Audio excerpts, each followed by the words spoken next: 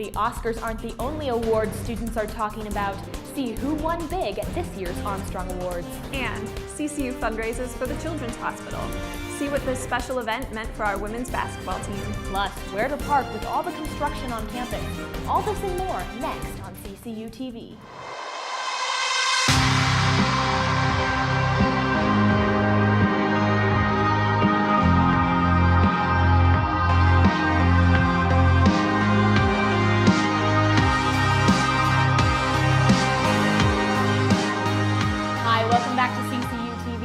Hartland. And I'm Shelby Ambrose. And we're back. Thanks to all of you who noticed we were gone and asked when this show would come out. We appreciate all of you.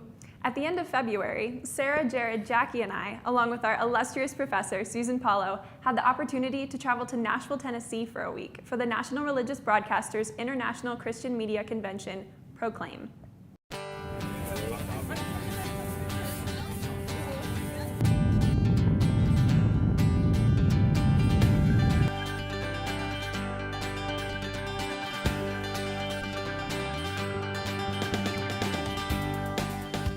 The convention was an incredible experience for us. We got to sit on sessions where speakers like YouTube sensation Jefferson Bethke, author John Acuff, the Kendrick brothers, actor Kevin Sorbo, composer John Debney, director Phil Cook, and Phil Vischer, the creator of VeggieTales, offered so much of their knowledge to us. In the expo hall, we got to see the preview of some of the artifacts that will be in the new Museum of the Bible in Washington, D.C., opening next year. We also got to meet and talk with executives from companies like Crew, Australia Presents, PureFlix Entertainment, Tyndale House Publishers, Billy Graham Evangelistic Association, Evangelism Explosion International, and so many other amazing groups. In the evenings, we got the chance to go to screenings for the movies Miracles from Heaven, God's Not Dead 2, and The Young Messiah, as well as a 15-minute sneak peek at the new Ben-Hur reboot.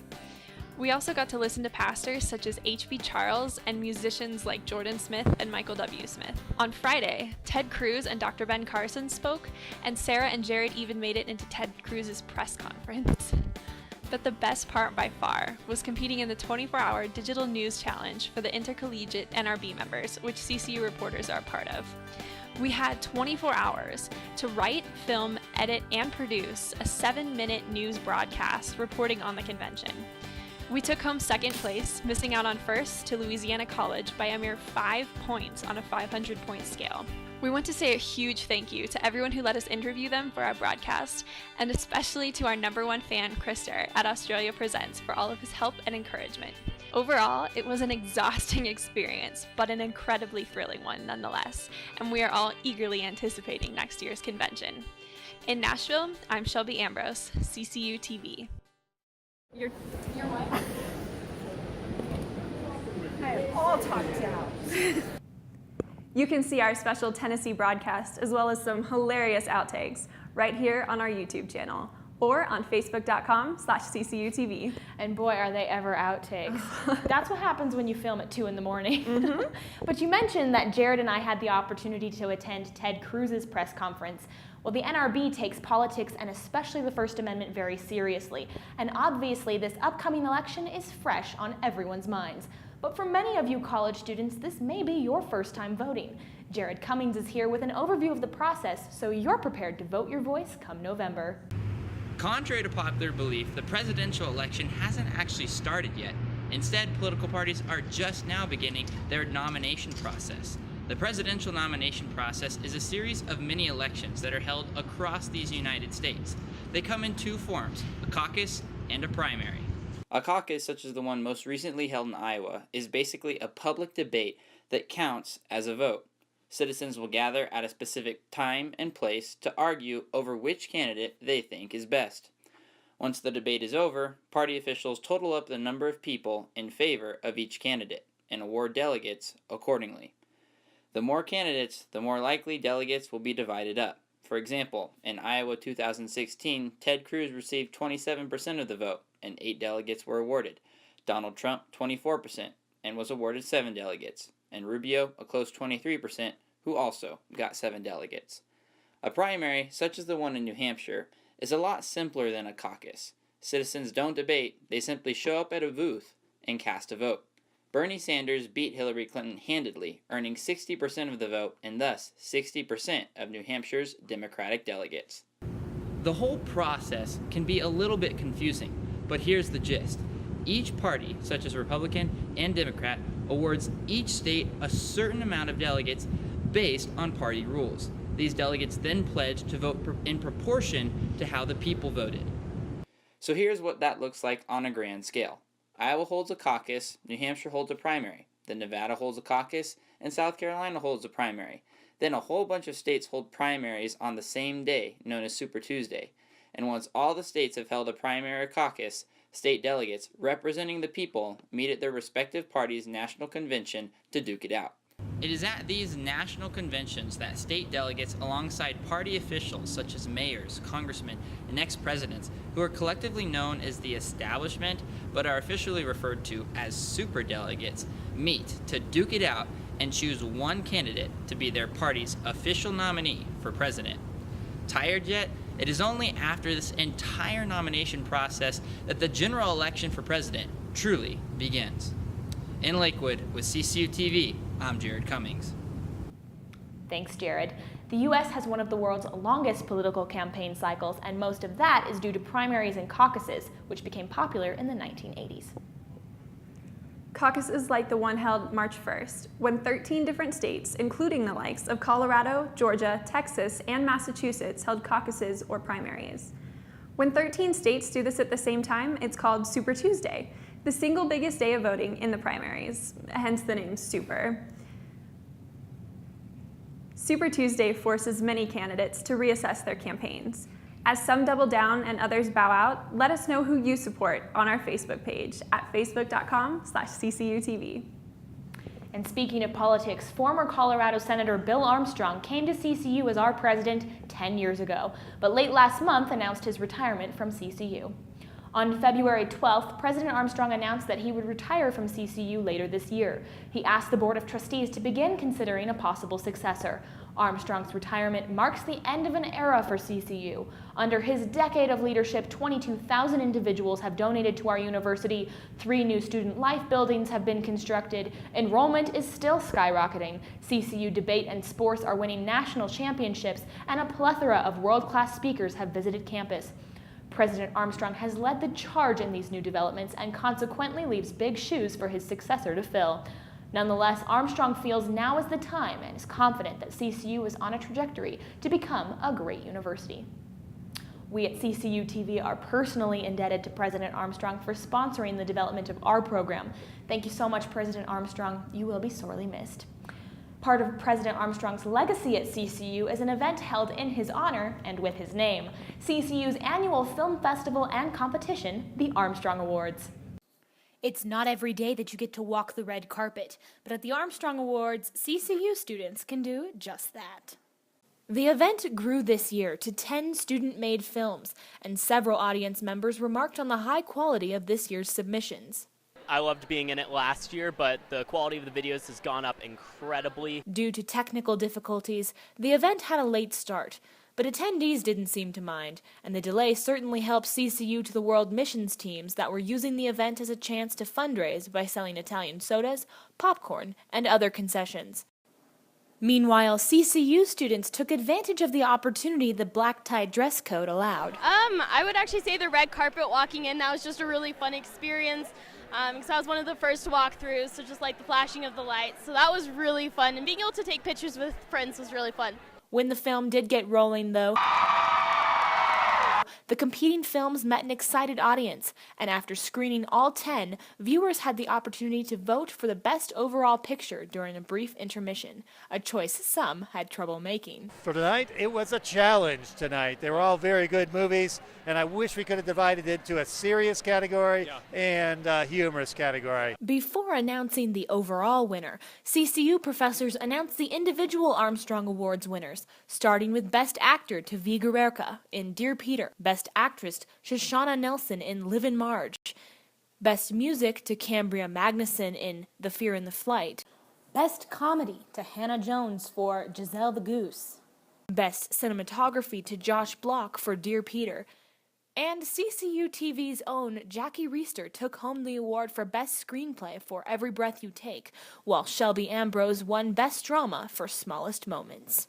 And after these well-deserved awards, the award for Best Overall Picture was given by Professor Susan Paulo to Josh Block and V. Guerrera for Dear Peter. I just want to thank the people for voting. It means a lot to me. It makes me feel good that people liked what I'm putting out and what he's putting out. Although the Armstrong Awards is still a fairly new event at CCU, its popularity in just 2 years is just one hint that CCU students may have many more opportunities to walk the red carpet in the years to come. But honestly, I wouldn't trade this experience for anything. In Lakewood, reporting for CCU TV, I'm Sarah Hartland. Congrats to you, Shelby. Thank you. Be on the lookout for the Resident Hall Association's next event. My Gen is March 31st. A more long-standing CCU tradition is the annual spring retreat at Estes Park. With spring break still weeks away, 300 CCU students took the opportunity to briefly rejuvenate at the CCU spring retreat. The 3-day weekend getaway at the YMCA of the Rockies allowed CCU students a chance to escape into the mountains, where they listened to speakers, worshipped, enjoyed arts and crafts, roller skated, snowshoed, watched movies, and much more. CCU's Dean of Spiritual Formation, Dave Youngward, explained the intention behind the retreat. Spring Retreat offers an amazing time kind of in the midpoint of your year to just refocus, reconnect. Because of our Year of the Bible theme throughout the whole year, in our spiritual formation focus, we focused on refreshment and the Bible. In other words, how does the Bible refresh our spirit or increase our vitality? If you went on this year's spring retreat, share your pictures and favorite moments with us on our Facebook page, facebook.com/CCUTV. Another CCU event with special meaning was this year's Kaylee Strong fundraiser for the Colorado Children's Hospital. CCU TV's Stephanie Tatham has more. I'm so sorry. What do waxing Coach Richie's legs, playing basketball, and the Colorado Children's Hospital have to do with one another? On January 29th, CCU students gathered in the event center to raise money for the hospital in honor of Kaylee Macbeth, a teammate and student who passed away 2 years ago from heart failure. Since her passing, CCU basketball players and students have coined the phrase Kaylee Strong in remembrance of their friend and teammate, a reminder of how to face obstacles in life, says Taylor Torres.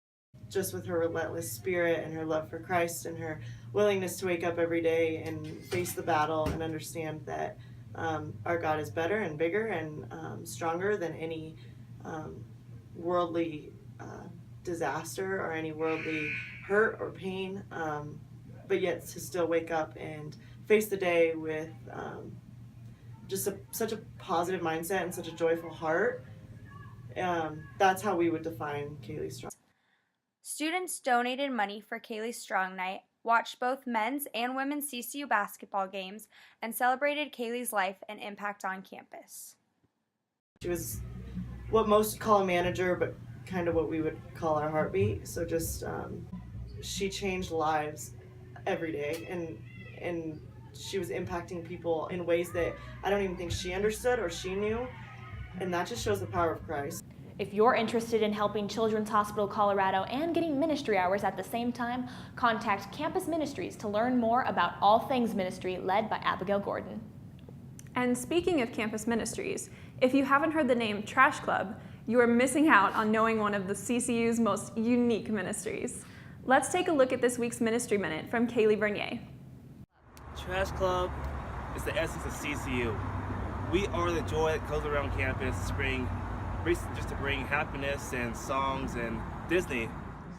Trash Club has been a favorite ministry at CCU for several years. Every Tuesday around 7 p.m., a group of guys go out of their way to collect trash from each stairwell. They even greet the ladies' stairwells with a song. Their melodious tunes are unforgettable, and their helpful hands are greatly appreciated. We sing a lot of crazy songs, we do a lot of crazy things, but I just like that, at the end of every night we come together and pray for each other and just build a really great community. No worries for the rest of your days. It's our problem-free philosophy. Hakuna Matata. Something as little as taking out trash and singing some songs can bring so much joy to people, and you have a ton of fun doing it. I have this one. God doesn't particularly value doing big service things over little service things, I would say. And so I like picking up trash. It's a way to help people and just kind of do a little thing for them. So I think. Sorry, I'm trying not to do it your time. You dropped something nice. Potato, potato, potato, potato, potato, potato, potato, potato, potato, potato, potato, potato. Any guys can join who are just looking to serve the campus and have fun. If you ever see one of these guys around, be sure to tell them thanks for their hard work and dedication. In Lakewood, CCU TV.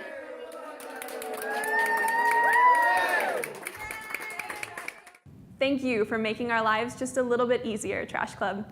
Gentlemen, if you're interested in joining Trash Club, simply meet outside of the Shire on Tuesdays at 7 p.m. All guys are welcome. Another unique part of CCU's campus is the Canada geese students see just about every day. Or is it? I spoke to experts to find out why the geese love Denver and our campus so much.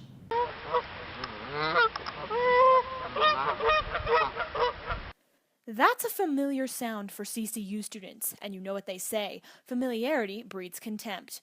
The massive numbers of Canada geese in the Denver area have been the cause of local controversy for several years now, and the goose problem is apparent on CCU sidewalks and lawns. The flocks congregate on campus in the wintertime, but aren't birds supposed to fly south for the winter? Jennifer Churchill from Colorado Parks and Wildlife says that in recent years, Colorado has been just as habitable for the geese as sunny Mexico. But in the last 20 or so years, actually, it's been quite a while now, we are finding that the geese are staying in Colorado. We have open water throughout the year. We have warmer temperatures, and so our water doesn't freeze up like it used to. And so the geese are finding there's really no need to go south. Not only does the climate make Colorado a haven for Canada geese, but the lack of predators in public parks, cemeteries, and campuses like ours allow the goose population to grow without much to check their numbers. A map of documented geese populations in Colorado shows that Denver in particular is a hot spot for flocks to settle in, and CCU is nestled right in the center. Not everyone coexists well with our fine-feathered friends, though, says Kenyon Moon, a naturalist who has worked with wildlife rehabilitation centers in state. Yeah, the geese, we would get several times a year geese being abused or victimized or harassed by people, and this is without a permit or a license or any kind of special thing. It's just a malicious attempt to take out your emotions on the geese. Because of the predator vacuum in urban areas and the habitat we've created for them, the Canada geese aren't very likely going away anytime soon. The best way to live alongside these and other state wildlife? Follow state and local laws, don't feed the birds, and of course, watch where you step. In Lakewood, CCU TV. Geese. They really are everywhere. They really are. But besides the geese, another common student complaint is lack of parking on campus. CCU's Connor Dittman is here to tell us what spaces are off limits due to construction and perhaps share a silver lining. CCU has begun construction of the new Student Center and Schutz Hall. However, this project has taken away key parking lots for students who live on campus, particularly freshmen and sophomores. The project has taken nearly 1/4 of the parking lot used by lower-classmen. Many students are not very pleased by this outcome and now have to park farther away from their dorms. More students have gone into parking into the larger event center parking lot, as well as the parking lot behind the Peaks and Leprino Hall. With so many students having cars on campus and with CCU growing every year, the parking situation has become more complicated. I spoke to senior Eric Tuttle to get his opinion on how taking away this parking lot will affect CCU students. I think that whenever you have construction, there's always going to be some annoyances, some disadvantages, but in the grand scheme of things, it's really not all that bad. I was at a different school my freshman year, and we had this big dirt parking lot where everyone parked, and it was maybe a good 5-minute walk from my dorm, and it really wasn't that bad. And if you think about it, it's mostly the freshmen and the sophomores who are going to be inconvenienced by this, and you guys are going to get this nice new student center for the last 2-3 years of your time at CCU. So in the end, it's an inconvenience, but I think the good really outweighs the bad from it. This project will indeed have a great long-term effect for future students of CCU. We must simply try to adjust to this small and unfortunate parking predicament. If students need to find a place to park, simply look at the event center and Leprino parking lots to find a place. While we may feel like there is never any parking at CCU, there is always a spot for you to park your car. And while it may feel taxing, the goal of this project will be well worth it in the end, because we get a brand new student center. In Lakewood, CCU TV.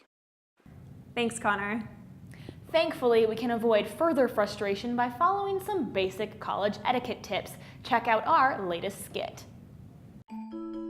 Hello, and welcome to College Etiquette with Emily Post.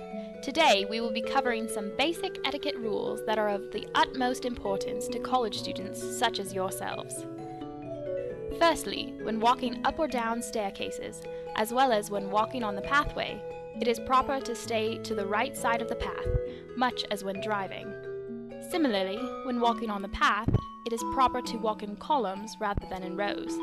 This allows individuals going in the opposite direction to pass by without issue or collision. Also, if you pause on the pathway to converse with others, it is polite to step to the side of the pathway rather than pausing in the center of the pathway, so as to allow individuals in motion to pass by, again without issue or collision. When using the lift, it is proper to allow those disembarking the lift to do so before loading oneself into the lift. It is also proper to not congregate directly in front of the lift when waiting to embark, so as to allow for easy disembarkment for those inside the lift. And finally, it is quite rude to come to class and sit in a seat that is already normally occupied by another student. Although we do not enforce traditional seating charts at this university, there is an unwritten code among students to not take one another's seat. We hope you take these etiquette practices into consideration when participating in your daily lives. This has been College Etiquette Lessons with Emily Post.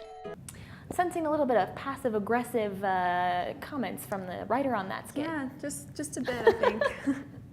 But closing out our show, as always, your Cougar Sports Update from Studio B.